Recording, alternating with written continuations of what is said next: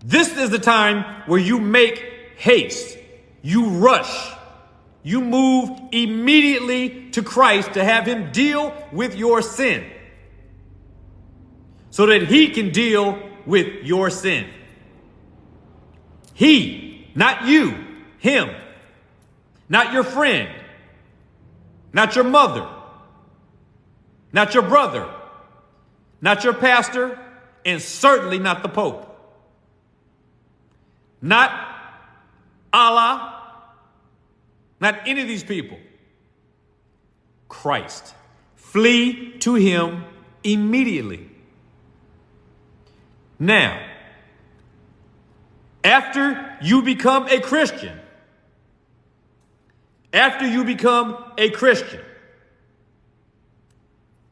chill out a little bit.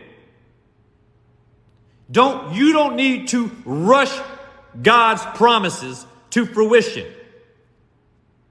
God does not need your help. I'm sure he thought of it already. I'm sure he knows your house is about to foreclose.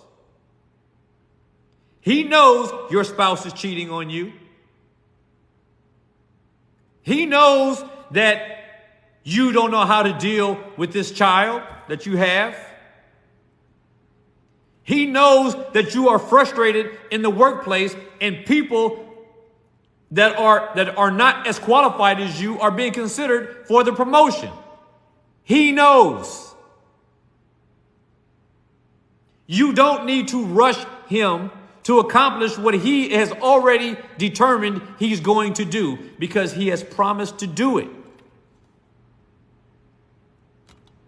And no matter how dim the prospect of the spiritual realities may seem, the Lord God is going to deliver all day, all night. He always does. Always. It is impossible for him to lie. It is impossible for the Lord to not keep his promises to his people, to his children who cry out to him day and night.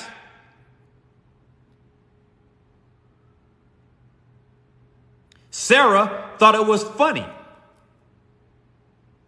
She thought it was funny that God made such a promise to a woman so old and beyond years that she could not have children.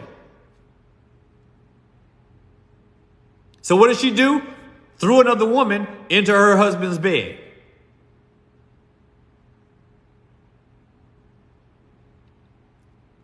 This is what is crazy. You do not need to manufacture God's means to accomplish his promises that he made for you and for all of us.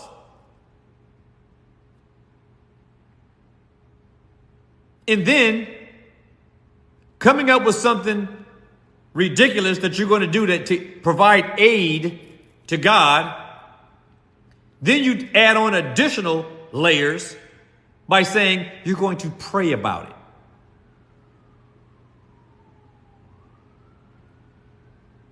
Praying is a blessing. Praying is the way that God communicates his blessings to us.